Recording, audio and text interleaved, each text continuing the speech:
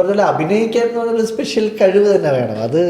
അതൊന്നും എനിക്കില്ലായിരുന്നു. ഫിക്സ് ആയിട്ടുണ്ട്. അപ്പം ഷൂട്ടിൻ്റെ ഡേറ്റ്സും ബാക്കിയുള്ള കാര്യങ്ങളും പേയ്മെൻറ്റിൻ്റെ കാര്യങ്ങളും ഒക്കെ പറയാം.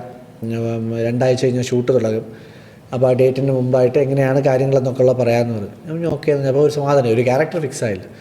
പിന്നെ അപ്പോൾ തിരിച്ച് വന്ന് സമാധാനമായിട്ട് ഇന്ന് തുടങ്ങുന്നതിന് ഒരു 3 ദിവസം മുമ്പേ അവരെന്നെ വിളിച്ച് അപ്പോൾ അങ്ങനെ പറഞ്ഞ് അതിൽ സൂരജ് എന്നൊരു കഥാപാത്രമാണ് ചെയ്യുന്നത്, നിങ്ങൾ ഹീറോയാണ്.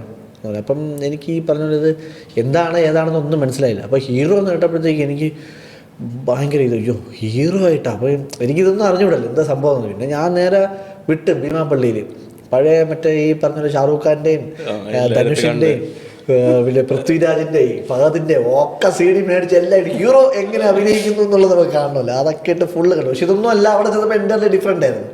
പിന്നെയാണ് ഈ ഷൂട്ടിന് പോയ ദിവസം ഫസ്റ്റ് ഡേ കഴിഞ്ഞ് ഞാൻ വീട്ടിൽ വന്ന് പറഞ്ഞപ്പോഴാണ് ഈ പറഞ്ഞ വീട്ടിൽ വൈഫ് സ്ഥിരം കാണും ഇതിൻ്റെ ഹിന്ദി. അപ്പോഴാണ് പുള്ളിക്കാരിക്കും കാര്യം മനസ്സിലായത്. ദിയ ഓർ ബാത്തെ എന്ന് പറഞ്ഞ സീരിയലിൻ്റെ റീമേക്കാണ്. അപ്പോൾ പിന്നെ പുള്ളിക്കാരി പിന്നെ കഥ മൊത്തം പറഞ്ഞത്. അപ്പോൾ പിന്നെ നമുക്കൊരു ഐഡിയ കിട്ടി. പിന്നെ അത് വെച്ചങ്ങ് മുമ്പോട്ട് പോയി. പിന്നെ ഈ പറഞ്ഞ പോലെ അഭിനയിക്കാൻ എന്ന് പറഞ്ഞൊരു സ്പെഷ്യൽ കഴിവ് തന്നെ വേണം. അതൊന്നും എനിക്കില്ലായിരുന്നു. നീ പറഞ്ഞ പോലെ ചെയ്ത് വരുമ്പോൾ നമ്മൾ ഏത് ജോലിയും അങ്ങനെയാണല്ലോ, നമ്മൾ സ്ഥിരം ചെയ്യുമ്പോഴത്തേക്കും പെർഫെക്ഷൻ ആവില്ല. അങ്ങനെ ചെയ്ത് വന്നപ്പം ഒരു പകുതി വഴിയിൽ ഇപ്പോൾ എത്തി നിൽക്കുകയാണ്. പെർഫെക്ഷൻ എന്നൊന്നും പറയാൻ പറ്റില്ല.